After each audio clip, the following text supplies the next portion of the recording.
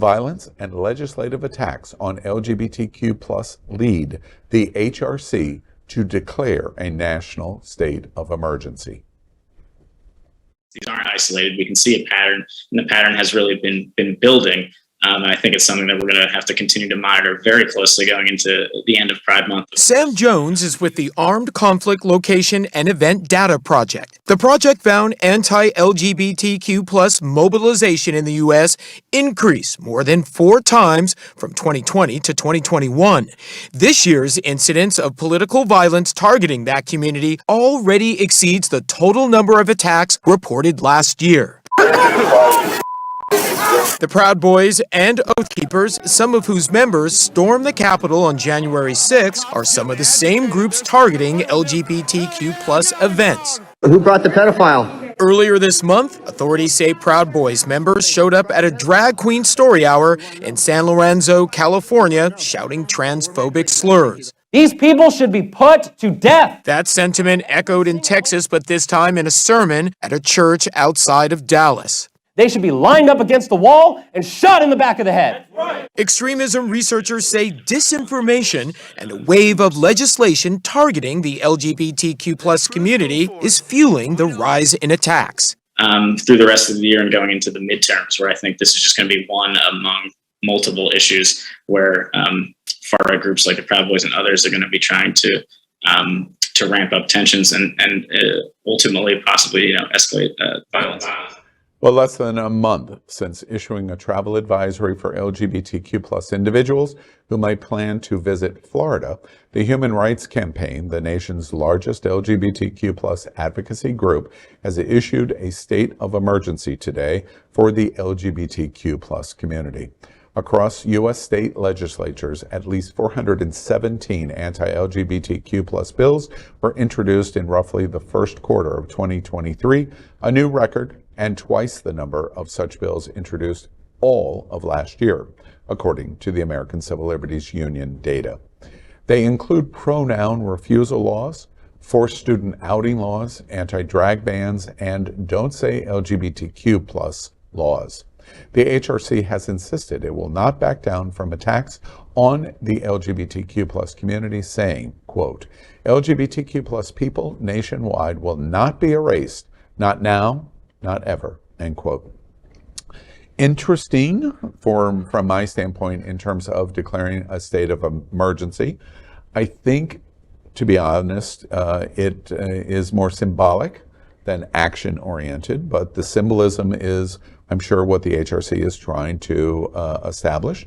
This comes right on the heels of Georgetown Law Center issuing the advisory, the emergency advisory, about their concerns about gun violence in the month of June at Pride events.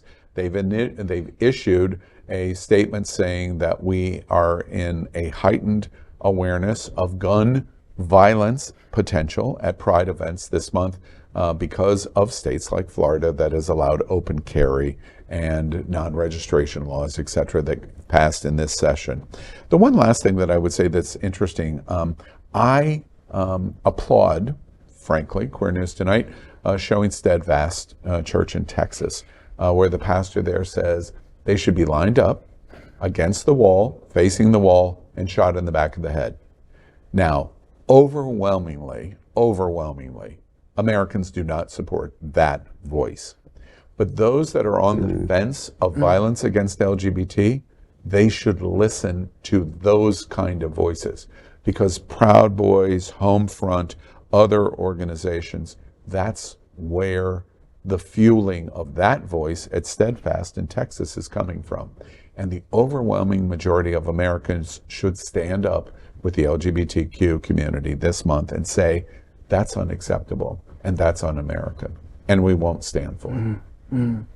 Well, on July 1st, the first day after Pride Month in Florida, if you want a gun, you can go right on the street and get one, on demand. On demand. And what do you think is going to happen?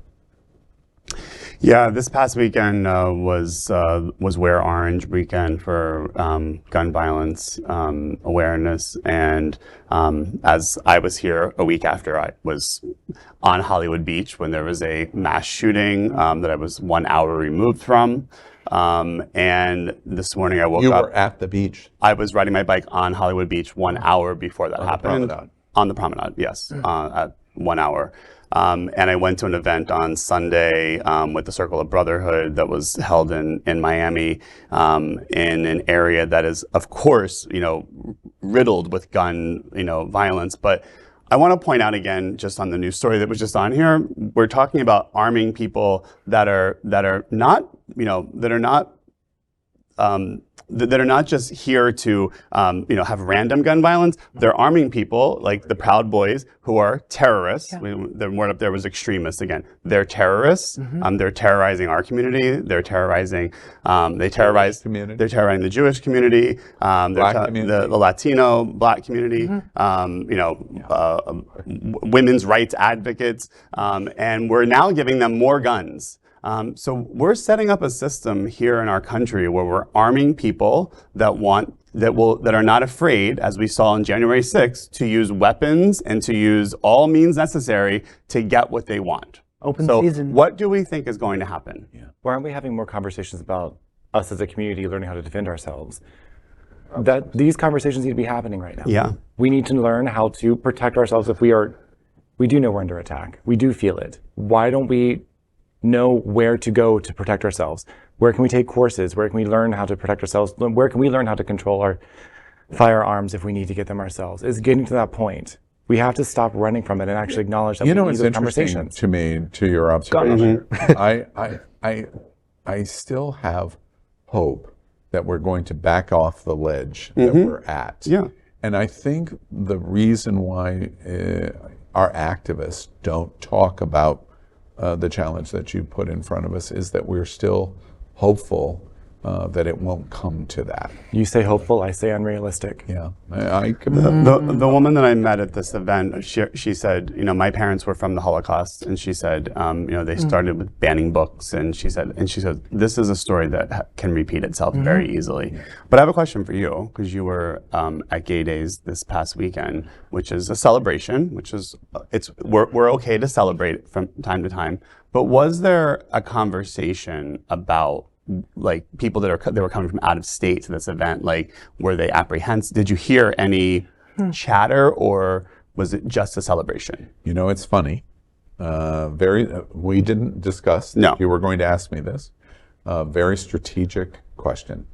In the circles of the gay male, predominantly white circles of events in Orlando, there was no conversation, no conversation of the politics. The pageant, the drag queen pageant, there was lots of protest conversation, costuming, etc. Where there was uproarious anger was at Girls in Wonderland. The women it was breathtaking to me. It was protest. We're having a great time. It's a party, but there was protest. But I have to say to you, other than that, it wasn't. I'll say this, as a gun owner, lawful gun owner, not a crazy extremist or anything, and this is just my view, I'm speaking for myself here on this, I do think that people should buy guns. I do think that we're at a point in history right now where no one's going to defend us right now, and we're not going to have a federal government in 4 years that will be able to defend us. So me as like a black male, but also as a queer person, I feel comfortable having a gun to protect myself, not from no government or anything. You can't beat the government, but from individuals who may take it upon themselves. The pastor at the Steadfast Church in Texas. Right, or people like they killed the I forget the name of the individual in Georgia, chased and shot with a shotgun. I assure you, with me, will not be happening. Yeah. Wow. We are Queer News Tonight, the world's first and only live daily LGBTQ+ evening news show from Happening Out Television Network. In the model of PBS and NPR, we educate, inform, and entertain by supporting the 10 pillars of the LGBTQ+ community, with more than 100,000 a week watching on Roku, Apple Television, and other channels. To keep the stories going, we accept donations with 100% transparency. Stay updated and live authentically with Queer News Tonight.